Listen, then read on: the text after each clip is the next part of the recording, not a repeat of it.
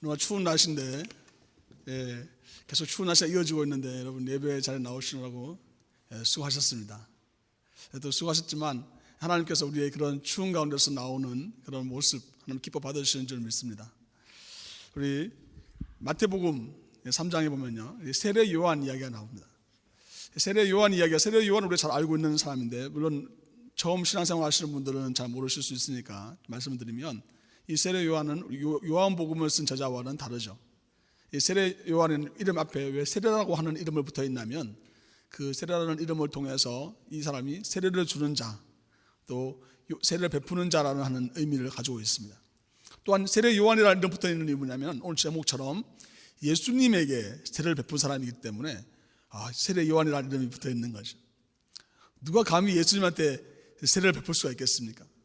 우리가 알고 있기로 세례라고 하는 것은 죄인인 사람이 자기 죄를 뉘우치고 하나님의 자녀가 되는 어떤 변화가 일어나는 것, 그것을 교회 앞에 증거하는 것이 세례라고 할 수 있습니다. 그런데 예수님한테 세례를 베풀었다고 하는 이 세례 요한이 도대체 어떤 사람이길래 이 본문에서 이렇게 나와 있는지를 설명하고 있는 것이죠. 사실 우리 안에 본문 안에 보면은 세례 요한은 어떤 사람이었냐면 그에 대한 외모와 외형적인 부분을 설명하고 있습니다. 그는 유다 광야에서 하나님의 복음을 선포했고, 그의 메시지는 아주 심플했습니다. 첫 번째, 회개하라. 두 번째, 하나님의 나라가 가까웠다. 그만 선포하고 있었던 사람이에요. 놀랍게도 그에게 사람들이 다가와서 어떻게 했냐면 바로 요단강에서 세례를 받았다고 성경은 기록하고 있습니다. 그 외모는 어떻습니까? 어떤 옷을 입고 있었냐면, 저처럼 양복을 입고 있는 것이 아니라, 멋진 옷을 입고 있는 것이 아니라 낙타털 옷을 입고, 그리고 먹는 것도 나와 있습니다. 메뚜기하고 석청을 먹으면서 지냈다고 성경은 기록하고 있습니다. 여러분, 그 사람의 옷이 어땠을까요? 아주 패셔너블한 그런 우리가 생각할 수 있을지도 모르겠지만, 사실 그 당시에 낙타털 옷을 입고 석청과 메뚜기를 먹었다고 하는 것은 그냥 들에서 정말 야인처럼, 들에 있는 사람들처럼 생활했다고 하는 것을 이야기하는 것이죠. 사실 우리의 삶 속에서 나타나고 있는, 보여지고 있는 삶의 모습 중에서 때로는 그렇게 생각할 수가 있습니다. 우리가 보여지는 모습, 나타나는 모습이 외형적인 모습 가운데 우리에게 보여지는, 그냥 외부로 보여지는 그런 모습으로 우리가 나타나는 것이 아니라, 실제로 그 삶 속에서 자기가 말하고자 하는 정말 중요한 메시지를 전하기 위해서 그 외형을 변화시키는 사람들이 있는 것을 봅니다. 여러분, 어떤 중요한 사람에게 이야기하기 위해서, 중요한 메시지를 전하기 위해서, 저처럼 특히 양복을 입고 전할 수도 있고요. 정말 여러분이 전하고 싶은 중요한 말을 전하기 위해서 여러분의 외적인 모습을 변화시킬 때가 있습니다. 때로는 우리의 삶에 주어져 있는 삶의 여정 가운데 하나님 여러분에게 주셔서 여러분에게 중요한 메시지를 전해야 된다고 느껴졌을 때는 그것이 무엇인지를 한번 생각해 볼 필요가 있습니다. 때로는 우리의 마음속에 이렇게 생각할 수 있어요. 외적인 변화를 중요하게 여겨서 그 자체를 중요하게 생각하고 실제 전하고자 하는 그 메시지를 놓쳐버릴 때가 있습니다.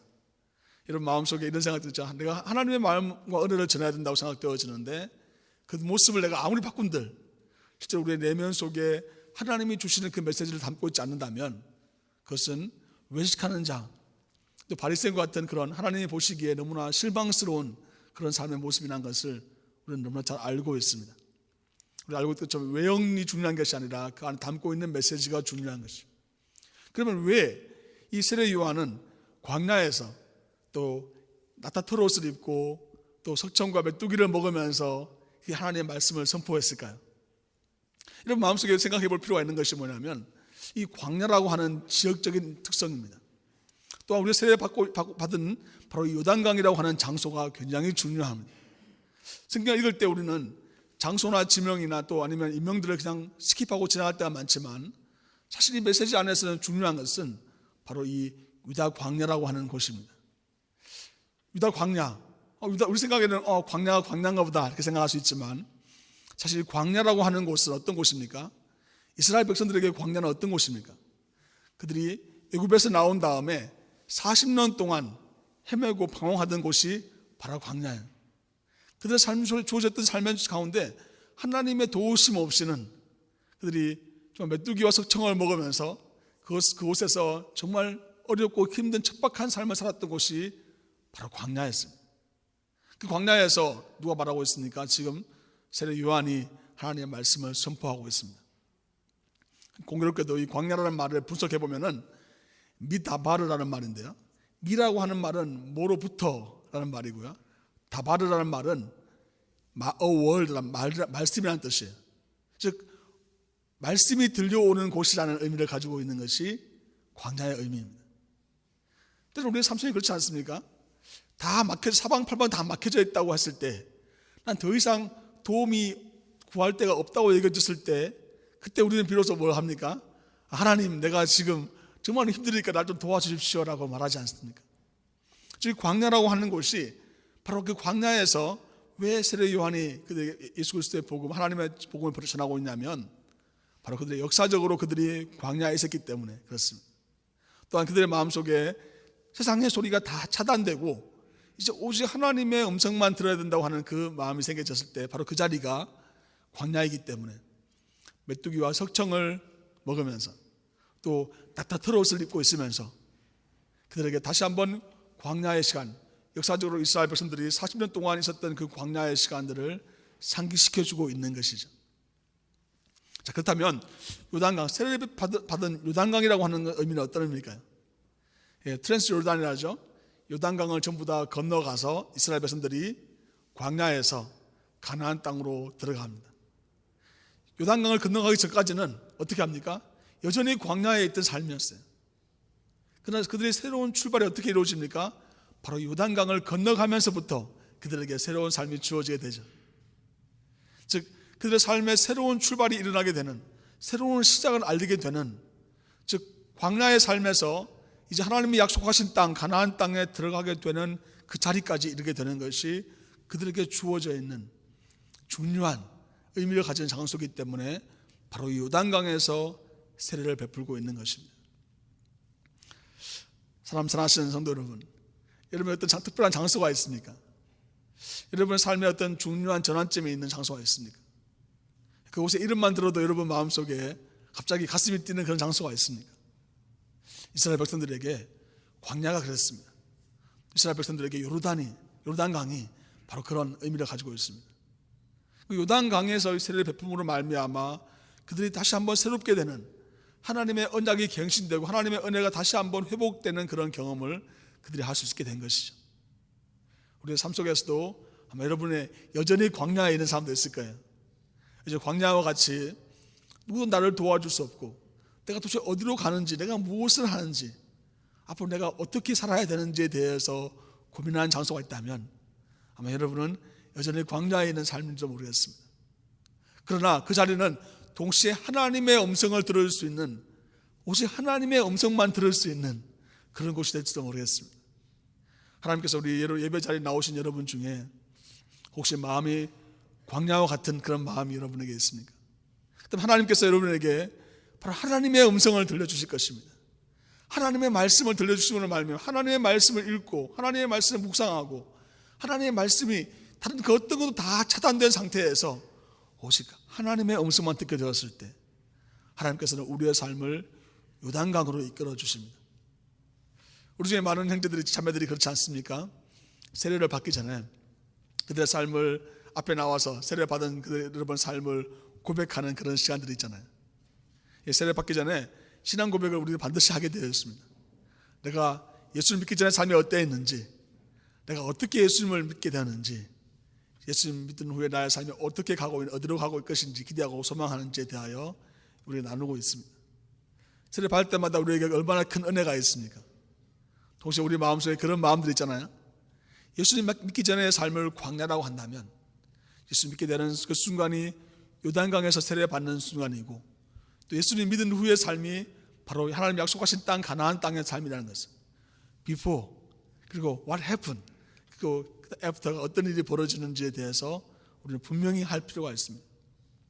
많은 경우 이것을 불분명하게 하고 그냥 괜찮게 지나오는 줄 알고 있었는데 시간이 지난 다음에 보면 내 삶 속에서 그런 전환점이 없었고 분명한 내 마음속에 결단이 없기 때문에 여전히 광야의 삶을 살게 되는 우리의 모습을 봅니다. 우리는 세례 때마다 우리의 신앙 고백을 하는 것이 중요하고요. 과연 정말 내가 예수 그리스도를 구주로 영접했는지를 점검하는 시간들이 반드시 필요한 이유가 거기에 있습니다.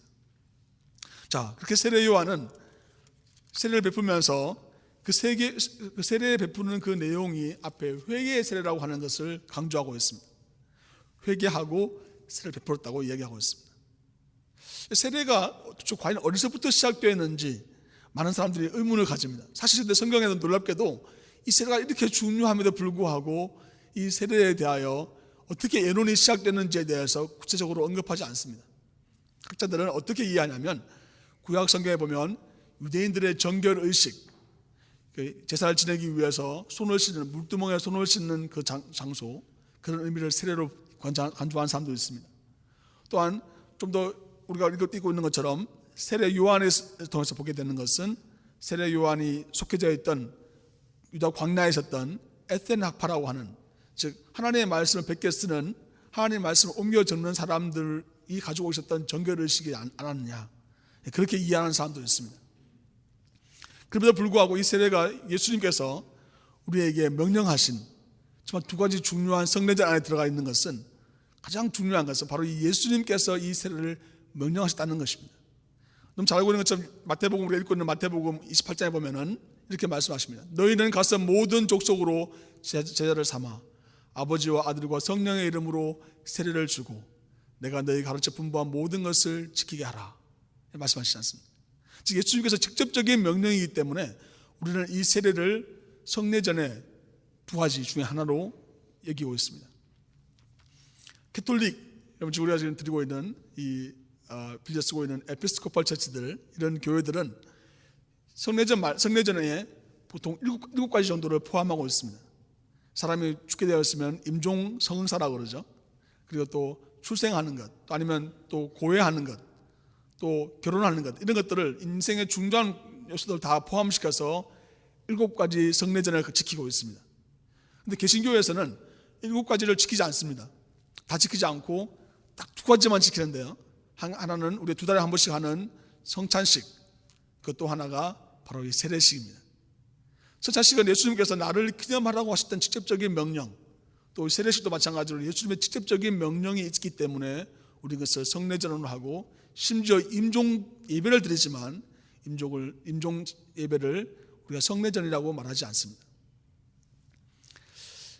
즉 하나님께서 우리에게 예수 그리스도를 통해서 주셨던 직접적인 명령을 성례전, 그것이 거룩하다는 말이 아니라 가장 소중한 것으로 여기는 이유는 뭐냐면, 바로 우리의 육신적인 생명의 태어남과 죽음도 중요하지만 하나님 말씀, 우리에게 분명히 말씀하시기를 물과 성령으로 거듭나지 아니하면 하나님 나라에 들어갈 수 없다고 하는 바로 그 성령, 또 세례가 우리에게 너무나 중요하다는 것을 예수님께서 우리에게 말씀하고 있기 때문입니다.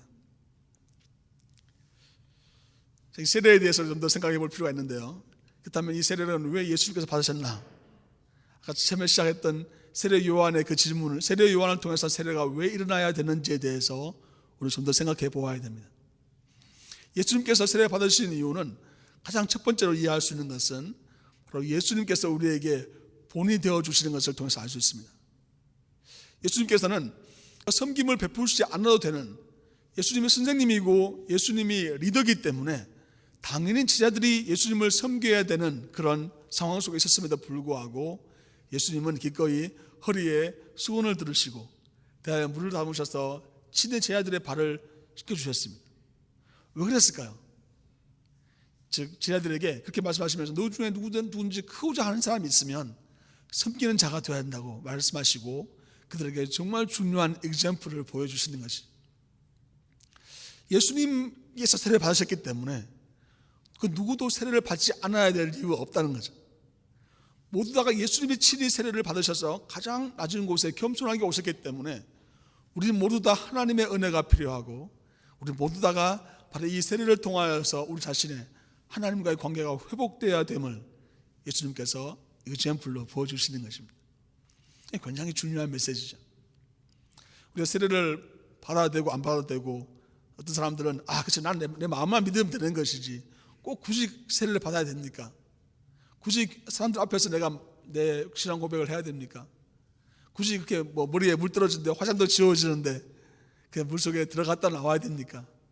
아니면 그런 시간들이 우리에게 필요합니까? 라고 말하는 사람들이 있다면 우리는 이렇게 말할 수 있죠. 예수님도 받으셨다고.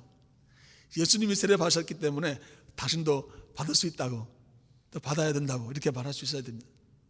예수님께서 세례 받으신 이유는 이 세례 의식을 통해서, 이 세례의 과정을 통해서 그들의 정말 마음속에 다시 한번 하나님과의 관계를 진정으로 회복하고, 즉 우리 세례 받으신 이후에 하나님의 사랑하신 아들이라는 메시지가 들려지는 것처럼 바로 그들에게 하나님의 자녀가 되는 권세를 주시기 위해서 바로 예수님께서 친히 세례를 받으신 것입니다.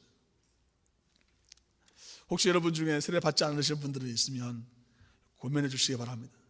당연히 세례 교육을 받아야 되고요, 또 시간이 필요하고 같이 기도하고 또 마음속 결단하는 시간들이 필요할 것입니다. 그러나 이 세례 의식을 통해서 하나님께서 우리 자신이 누구인지, 다시 한번 우리의 삶이 어디로 가는지, 내가 어떻게 앞으로 살아갈 것인지에 대하여 완전히 다른 광야와 같은 삶에서 이제 하나님 내 삶을 이끌으셔서 요단강을 건너가게 하시고 새로운 삶이 주어지는 놀라운 경험을 하시게 될 것입니다. 주의 세례 받지 않으실 분들이 있으면 여러분 권면해 주시기 바랍니다. 세례 받으시면 너무너무 좋다고, 세례 너무너무 좋을 뿐 아니라 완전히 새로운 삶이 나에게 주어진다는, 뉴 라이프가 주어진다고 하는, 이터널 라이프가 주어진다고 하는 것을 우리가 정말 기쁨으로 전할 수 있어야 될 것입니다. 또 한 가지 예수님이 세례 받으신 이유는 본문에 나와 있습니다. 본문을 보면요, 15절에 보면은 예수께서 대답하여 이르시되 이제 허락하라, 우리가 이와 같이 하여 모든 의를 이루는 것이 합당하니라 하시니 이에 요한이 허락하는지라.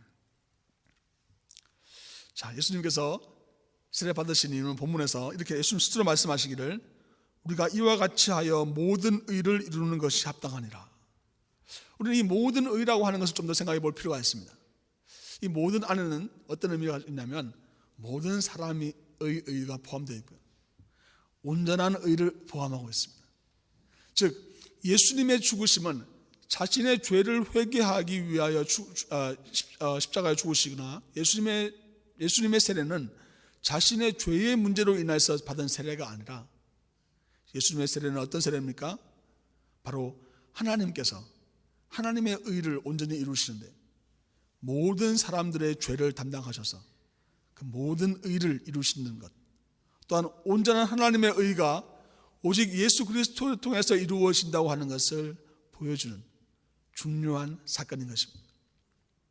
그러므로 사실 오늘 본문에 보면은 놀랍게도 성경 어느 본문에도 성자, 성령, 성부와 성자와 성령, 아버지 하나님과 성자 예수님과 또 성령 하나님이 다 함께 등장하는 본문이 잘 나타나기 어려운데요, 창조에 나오고 오늘 본문에서 나오는 것처럼 예수님의 세례를 받으시는 바로 이 자리에서 바로 하나님께서 바로 이 나타나시고 성령님이 비둘기처럼 역사하시는 그런 장면이 예수님 세례 받으시는 자리에 있는 것을 보게 됩니다.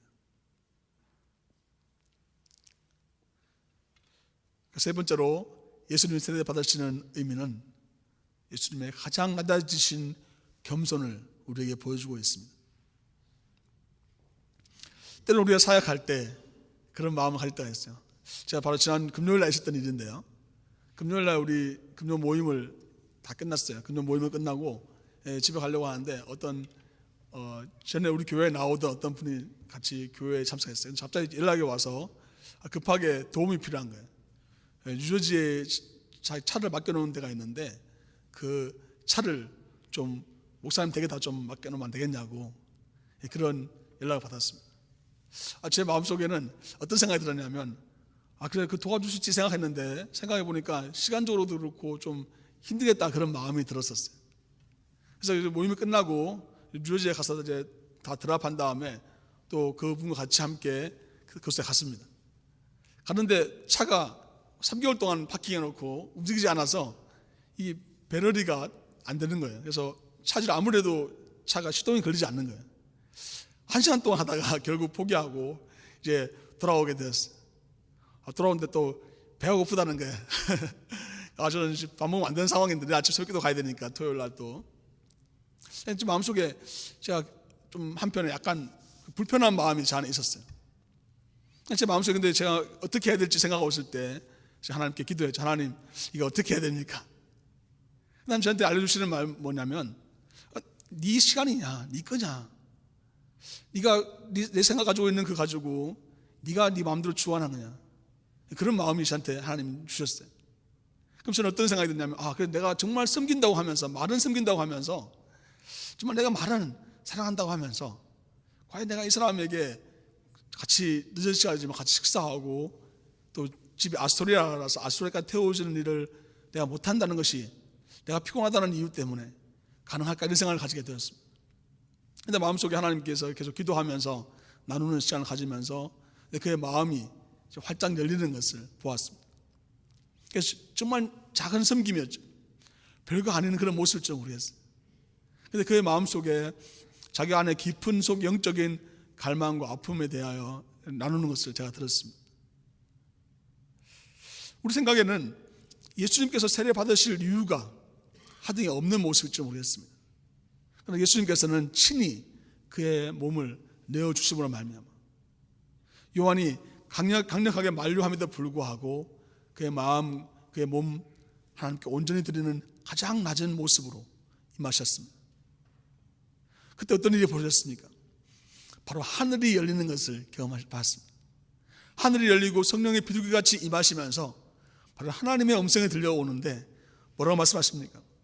이는 내 사랑하는 아들이요 내 기뻐하는 자라 하시니라. 이는 내 사랑하는 아들이요 내 기뻐하는 자라. 놀라운 하나님께서 그 예수 그리스도 육신의 몸을 입고 오신 예수 그리스도에게 그의 정체성을, 그가 누구인지를, 얼마나 존귀한, 얼마나 귀한 존재인지를 하늘 문을 여시고 성령의 비둘기같이 임하시면서 말씀하고 있는 것을 봅니다. 잘 알고 있는 것처럼 다음 장인 마태복음 4장에서는 바로 예수님께서 시험 받으시는 장면이 나옵니다. 예수님이 시험 받으실 때 사단이 뭐라고 말씀하냐면은 내가 하나님의 아들이거든 이런 말을 반복해서 사용하고 있습니다. 사탄도 말이죠, 예수님이 하나님의 아들이라는 것을 분명히 알고 있었습니다. 근데 앞에 뭘 빼버립니까? 사랑하시는, 하나님이 사랑하시는, 내 사랑하는 아들이라고 하는 사랑이 빠져 있습니다. 하나님이 기뻐하신다고 하는 내용들이 빠져 있습니다. 즉 사랑과 기쁨을 뺀 상태에서 아들이라고 하는 것만 강조해서 그의 능력을 테스트하고 시험하고 있는 것을 보게 됩니다.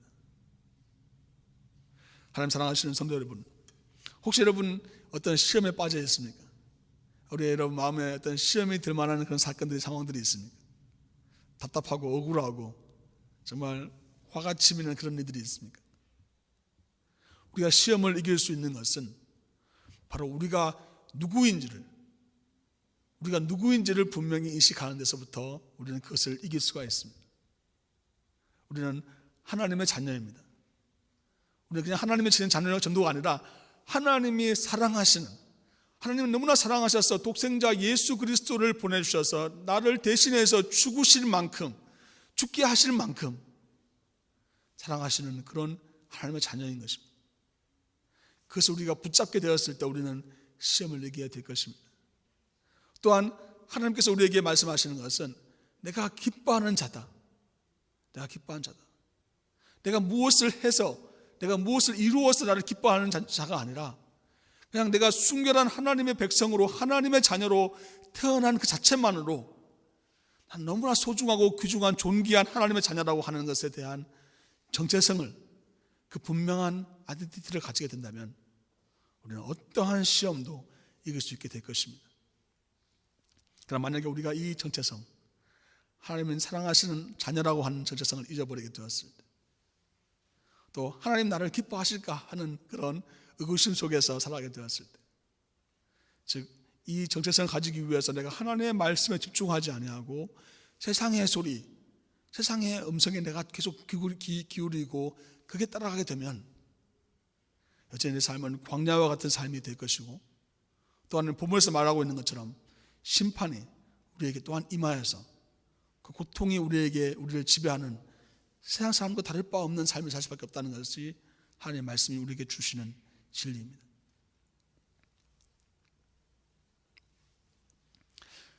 어떻게 하면 우리가 이런 삶을 살 수 있을까요?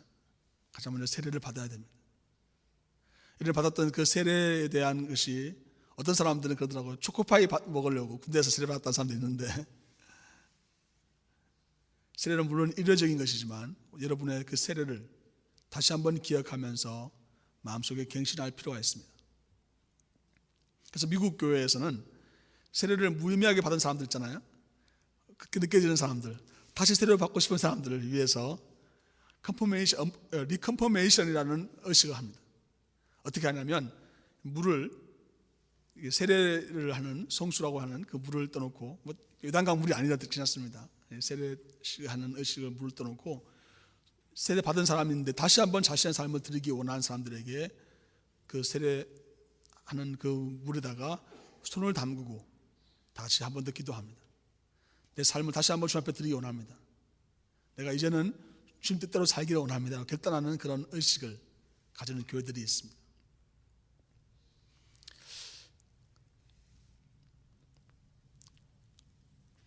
예수님의 세례, 어쩌면 그냥 지나가는 하나의 통과식처럼 보이지만 사실 이 예수님의 세례 안에서는 너무나 중요한 의미들이 담겨져 있습니다.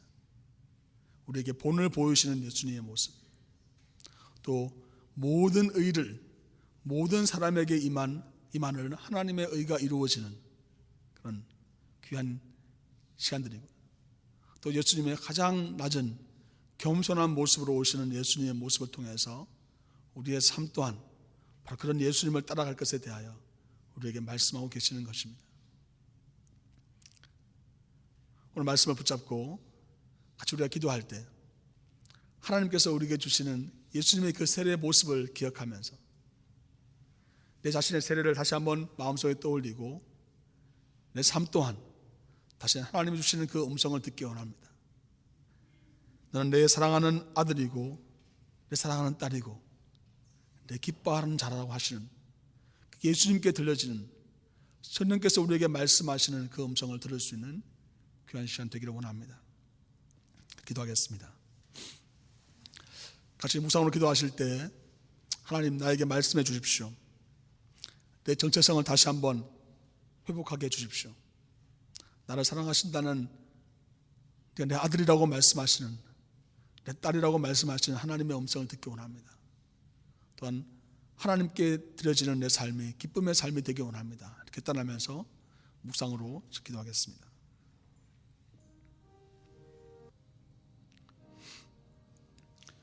갈라디아서 3장 말씀입니다. 너희가 다 믿음으로 말미암아 그리스도 예수 안에서 하나님의 아들이 되었으니 누구든지 그리스도와 합하여 세례를 받은 자는 그리스도로 옷 입었느니라. 아멘. 주님의 참으로 감사를 드립니다. 하나님께서 우리의 삶을 받으셔서 세례를 받게 해주시고 하나님 자녀가 되는 권세를 주시고 오늘도 주님의 그 보혈의 능력으로 말미암아 새 생명을 누리며 살아갈 수 있도록 인도하심을 감사를 드립니다. 하나님, 귀한 하나님의 백성들 주님 앞에 우리 자신의 정체성을 다시 한번 회복하며 나아가오니 하나님, 사랑하시는 하나님의 아들과 딸이라는 그 음성을 듣게 하여 주시고 또한 하나님께서 우리를 기뻐하시는 그 하나님의 눈빛을 경험하는 오늘이 될 수 있도록, 또 우리의 삶이 될 수 있도록 인도하여 주옵소서. 예수 그리스도 이름으로 기도하옵나이다. 아멘.